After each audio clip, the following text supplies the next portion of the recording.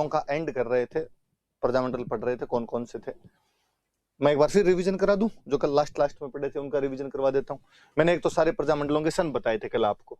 31 में जयपुर और बूंदी, 34 में मारवाड़ और हाड़ौती, 36 में बीकानेर और धौलपुर, 38 में मेवाड़, शाहपुरा, अलवर, भरतपुर और करौली, 39 में कोटा, किशनगढ़ और सिरोही, 42 में एक ठिकाने में कुशलगढ़, 43 में उसकी राजधानी बांसवाड़ा, 44 में उसके पास वाला स्टेट डूंगरपुर, 45 में ठेठ एक इधर अपने जैसलमेर और एकदम नीचे पड़ा हुआ प्रतापगढ़, और 46 में अपना झालावाड़।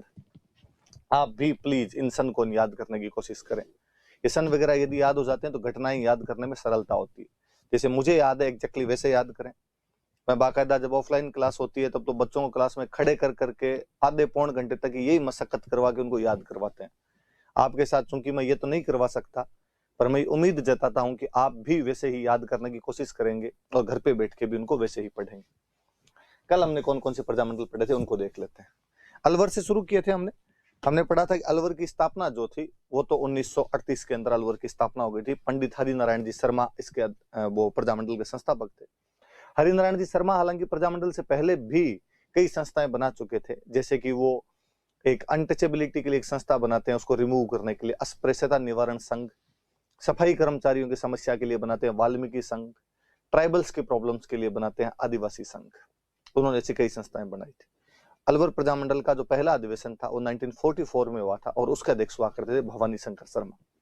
एक बात हमने ये पढ़ी थी कि जिस प्रकार हीरालाल जी शास्त्री के नेतृत्व में जयपुर प्रजामंडल ने भारत छोड़ो आंदोलन या क्विट इंडिया मूवमेंट में भाग नहीं लिया था, उसी प्रकार अलवर प्रजामंडल वालों की भी हीरालाल जी ने समझा दिया था, राजा के साथ मीटिंग करवा दी थी और अलवर प्रजामंडल भी भारत छोड़ो आंदोलन के अंदर भाग नहीं लेता है। इतनी बात बताई थी, देख लो आप सारी की सारी बात। फिर हमने पढ़ा था करौली, संस्थापकों के नाम बताए थे। 38 में बना था त्रिलोक चंद माथुर, चिरंजी लाल शर्मा और कुंवर मदन सिंह। और मैंने कहा था त्रिलोक चंद माथुर का नाम विशेष याद रखना, इनका पूछा ही जाता है। चिरंजी लाल शर्मा के लिए मैंने फिर बताया था कि चिरंजी लाल मिश्र और चिरंजी लाल अग्रवाल तो जयपुर में थे और चिरंजी लाल शर्मा जो है वो करौली में थे। कुंवर मदन सिंह वहां पहले से ही ये आंदोलन चला रहे थे। 1927 में उन्होंने बेगार प्रथा को समाप्त करने के लिए और हिंदी को राजभाषा बनाने के लिए आंदोलन चलाया था, तो नाम याद रहे। कोटा प्रजामंडल थोड़ी ज्यादा इंपॉर्टेंट बात थी, 1939 में बना। हालांकि 1934 के अंदर ये बन गया था, पंडित ननूराम शर्मा ने हाड़ौती प्रजामंडल के नाम से बनाया था, लेकिन बाद में कहा गया कि साहब काम नहीं कर रहा था, पुनर्गठन किया जाए। तो 1939 में कोटा के नाम से इसका दोबारा क्या किया गया था, पुनर्गठन किया गया था कोटा के नाम से। पंडित ननूराम शर्मा और उनके साथ एक मांगरोल के थे अभिनहारी। तो बाद में इसका पहला अधिवेशन मांगरोल में किया गया था। पंडित ननूराम शर्मा उसके अध्यक्ष हुआ करते थे। सेठ मोतीलाल थे, उनको स्वागत की जिम्मेदारी दी गई थी। 1940 में उसका दूसरा सम्मेलन कोटा में किया गया। अभिनहारी जिसके अध्यक्ष हुआ करते थे। विजय सिंह पथिक ने भी सम्मेलन में भाग लिया था। और भारत छोड़ो आंदोलन के टाइम तो प्रजामंडल का शानदार सा काम करता है। प्रजामंडल ने कोटा के नगर प्रशासन पे तो कब्जा ही कर लिया था, कोटा के नगर प्रशासन पर कब्जा कर लेता है। और जो कॉलेज की लड़कियां थी, कॉलेज की जो स्टूडेंट्स थी, उन्होंने रामपुरा कोतवाली पर कब्जा कर लिया था। ये बात भी हमने पढ़ी थी, ये हमने इसके बारे में पढ़ी, केवल इतनी बातें थी। फिर हमने किशनगढ़ प्रजामंडल पढ़ा था, केवल नाम थे। कांति चंद्र चौथानी और जमान शाह ने स्थापित किया था 1939 में। सिरोही प्रजामंडल गोकुल भाई भट्ट और वर्दी शंकर त्रिवेदी ने किया था।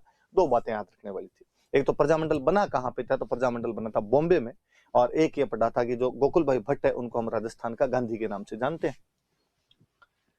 हमने कुशलगढ़ प्रजामंडल पढ़ा, एकमात्र ठिकाना जिसमें प्रजामंडल बना था 1942 के अंदर बना था। और यहाँ के संस्थापक हमने देखे थे भंवरलाल निगम है। मैंने बताया था कुशलगढ़ बांसवाड़ा रियासत से अलग हुआ एक ठिकाना था जो राठौड़ों का ठिकाना हुआ करता था। बांसवाड़ा प्रजामंडल 1943 में भूपेंद्र नाथ त्रिवेदी, आपके मणिशंकर नागर और धुलजी भाई भावसार। भूपेंद्र नाथ त्रिवेदी बॉम्बे से एक न्यूज़पेपर निकालते थे संग्राम। धुलजी भाई भावसार की जो पत्नी थी विजया बहन भावसार, उन्होंने महिला मंडल नाम का एक संगठन बनाया था। डूंगरपुर प्रजामंडल 1 अगस्त 1944 को बना। 1 अगस्त को क्या था, तो तिलक की पुण्यतिथि हुआ करती थी। बनाने वाले कौन थे, तो बनाने वाले भोगीलाल पांड्या, जिनको हम वागड़ का गांधी के नाम से जानते हैं। और हरदेव जोशी हुआ करते थे। और आपके गौरीशंकर उपाध्याय थे, जो एक हस्तलिखित अखबार निकालते थे जिसका नाम था सेवक। फिर यहाँ पर हमने पढ़ा था कि जब राजा ने स्कूलें बंद कर दी थी तो प्रजामंडल वालों ने प्रयाण सभाओं का आयोजन करवाया था। प्रयाण का मतलब यात्राएं होती है, यात्राओं के माध्यम से सभाएं की और एजुकेशन का प्रचार प्रसार किया गया। इसके फलस्वरूप स्कूलें खोली गई।